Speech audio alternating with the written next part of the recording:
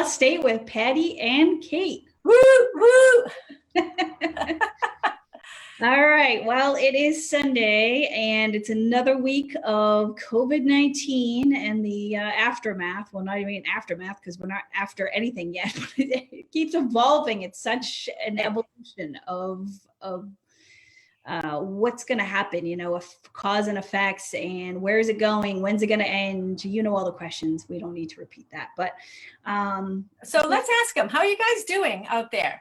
We would love it if you guys would put a little text in the text box and let us know how you're making out.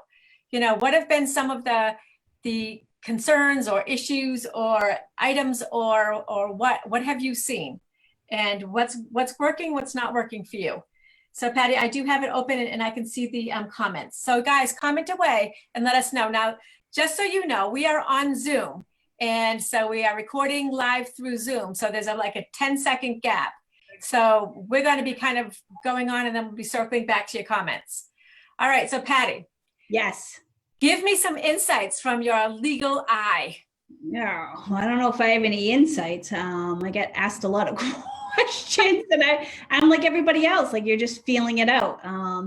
But I think it's definitely a time. I think it's a real interesting time, actually. I think everybody has to pivot in their business, whatever it is, whether it's real estate or you're selling, I don't know, window treatments. I don't know.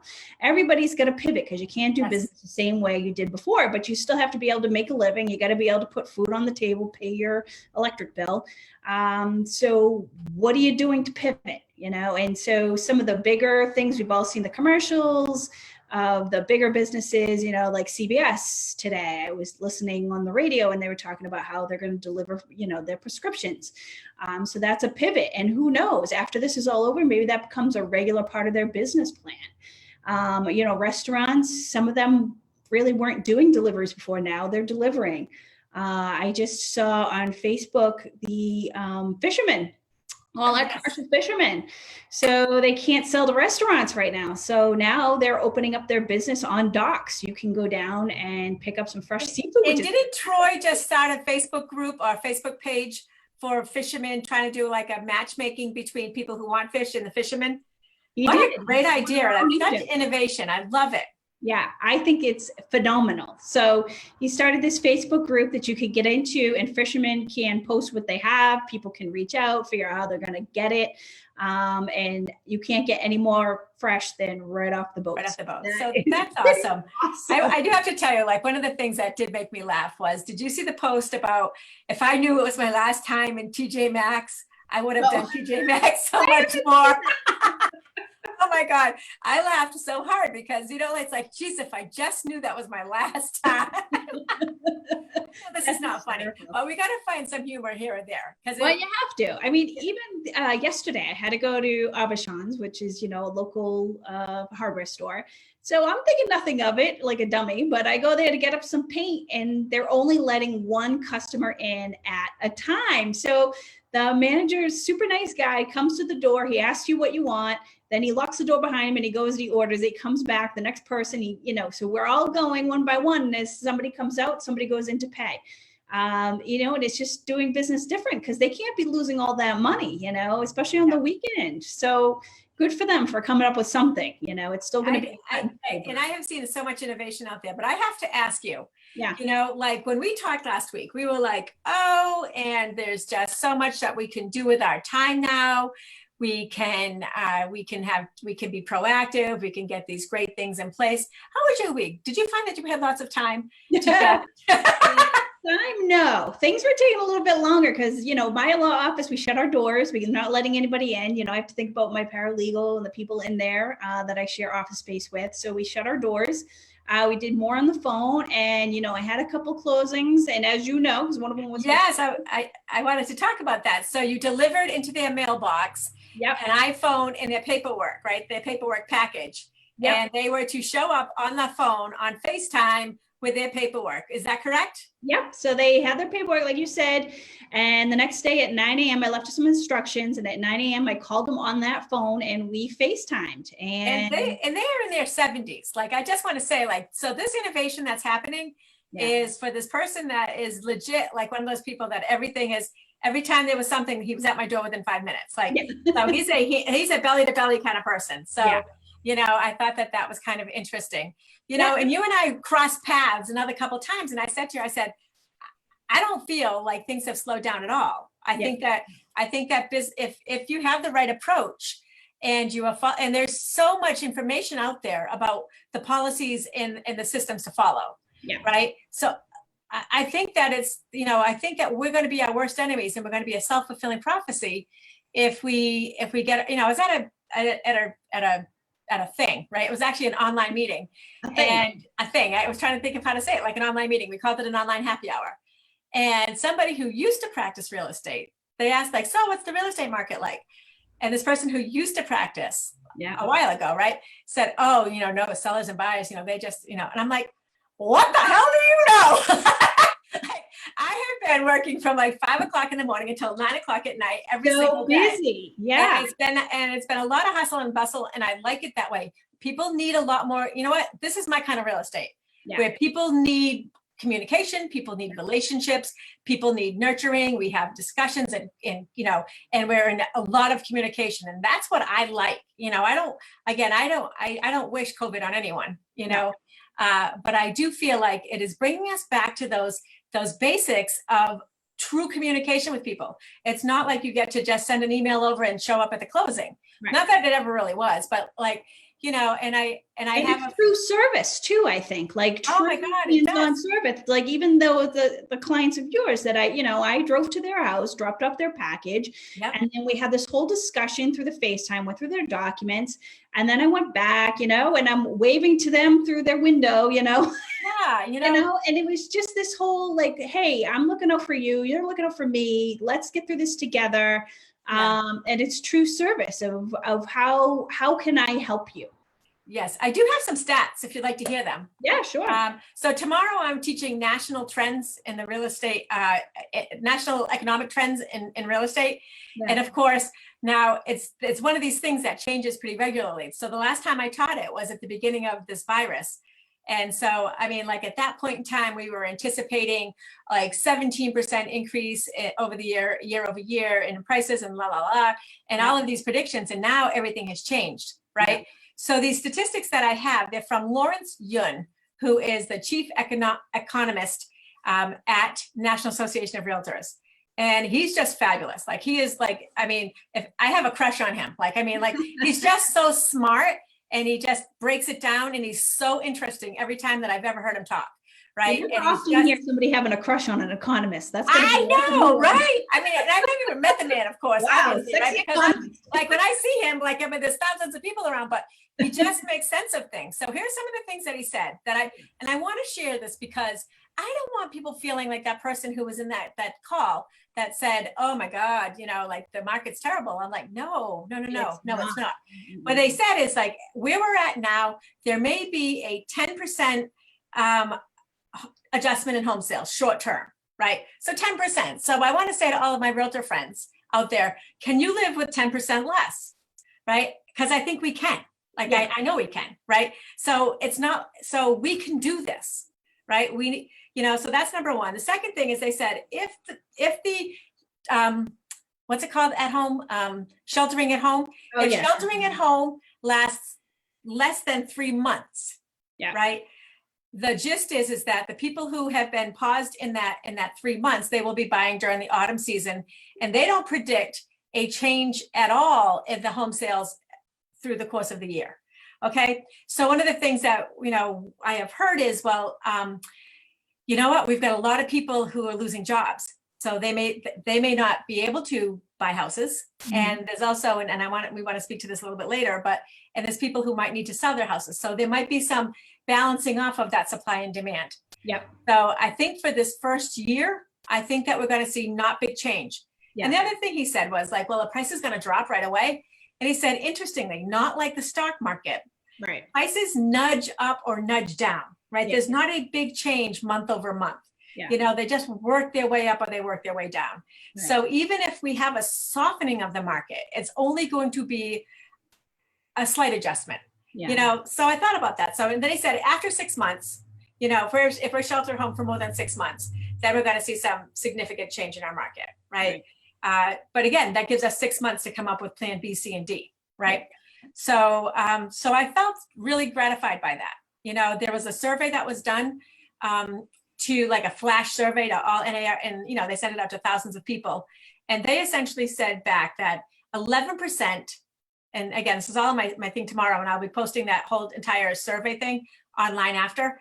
11% said they saw a slight decrease in buyers, and then 7% said they saw a slight decrease in sellers. So 11% and 7%, right? So some saw more, right? Because people were a little more frantic, you know, and some said it's been about the same. It's too soon to tell.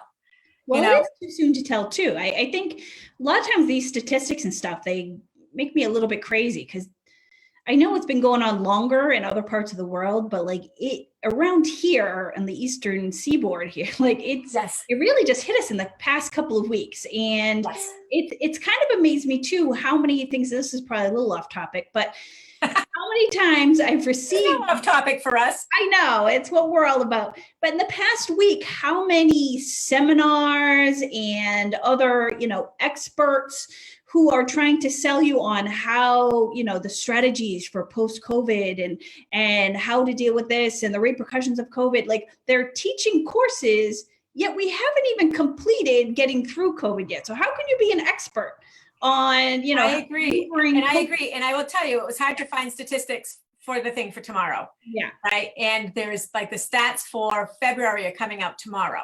Yeah. Right. On the 30th. Is tomorrow the 30th?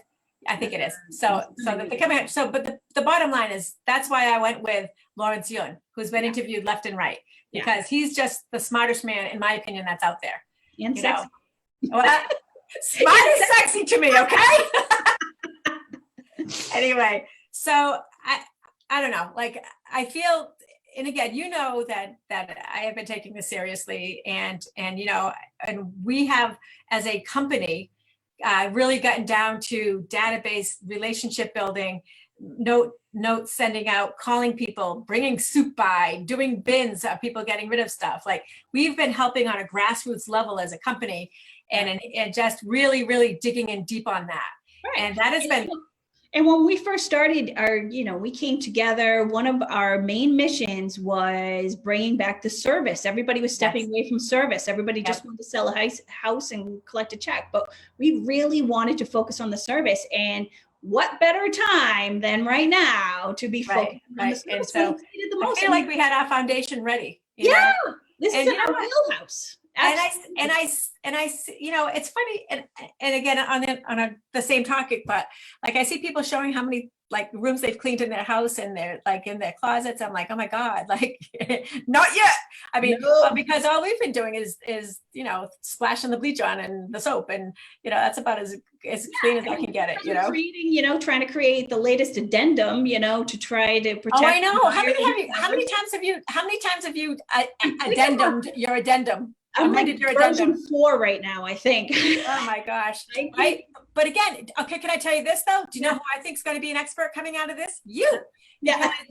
Seriously, when the smoke thing came, right, the smokes declaration or the smoke addendum came down from the state, you're like, but wait a minute, like, because you had already drafted one, right? You had already gone through the whole thought process on what makes sense to a transaction, right? As soon as it came out, you were the first person out there saying, by the way, like title companies are still asking for a holdback from the seller.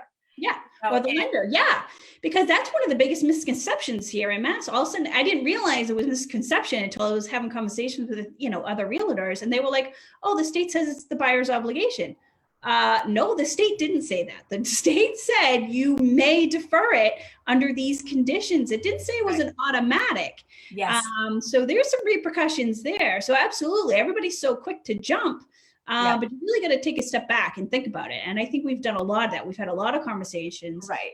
As a lot of people have. It's not like we're the only one talking about it. No, we're not. But you were the first out there, you know. And I do think that people. I know that you've been getting calls from people asking you for your expert opinion on this. Yeah. You know, it's a trial by fire kind of thing. And you know, the fact that you're a co-owner of a real estate company makes you even that much more valuable to people. Wow. You know, and you're like, yeah, great.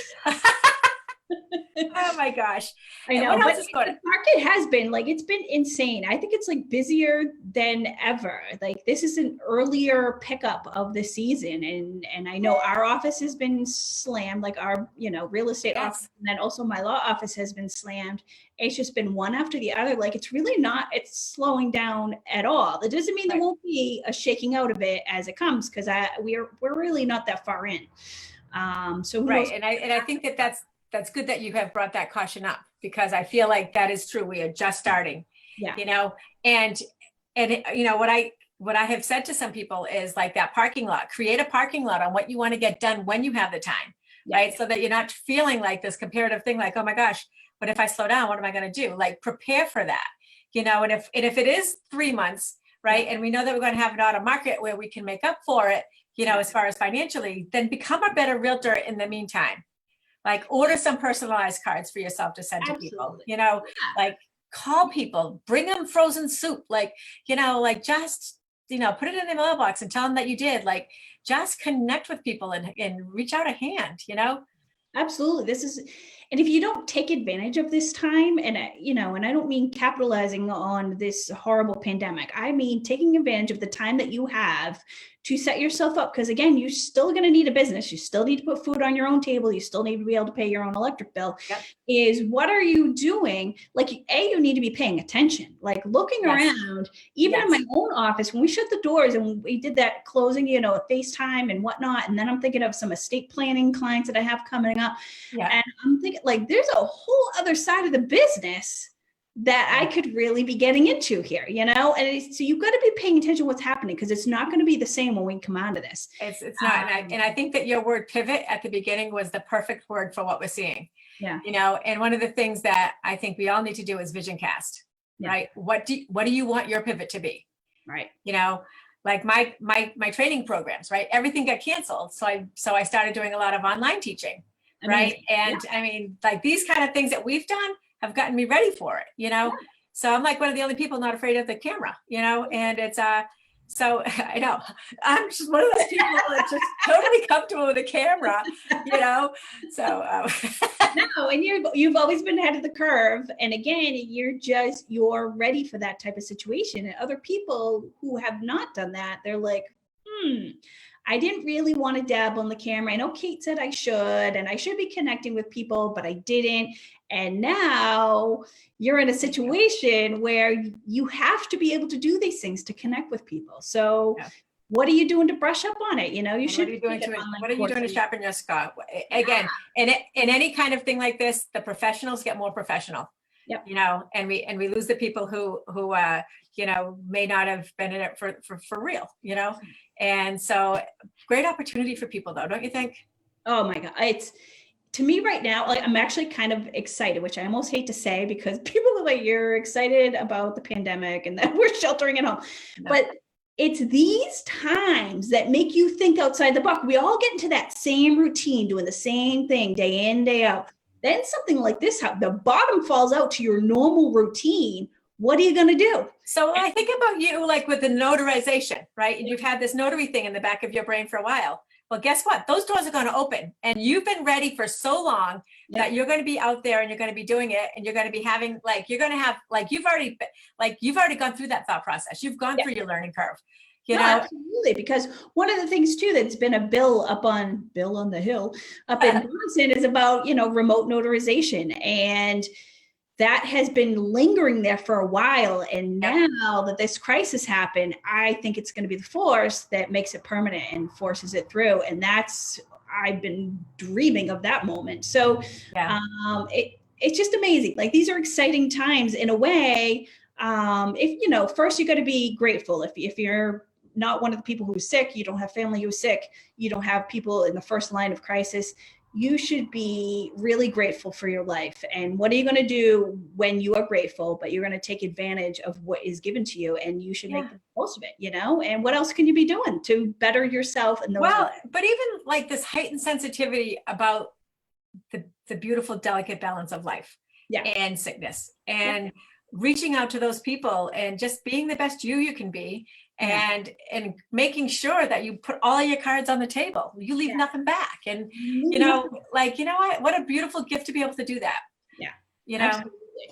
And, and connecting with people that maybe you even, meant to connect with and didn't. Like I have this older neighbor near myself. I see him every day. He waves to me in the morning when he's out manicuring his lawn, but I've never actually gotten out of my Jeep and spoke to him before, so yeah. I went over there and knocked on his door to see if I could help, and to say, hey, how are you? I'm your neighbor. Whatever you need, let me know. These are the times to be reaching out to people. And it's not because I think, I'm going to get some business out of them.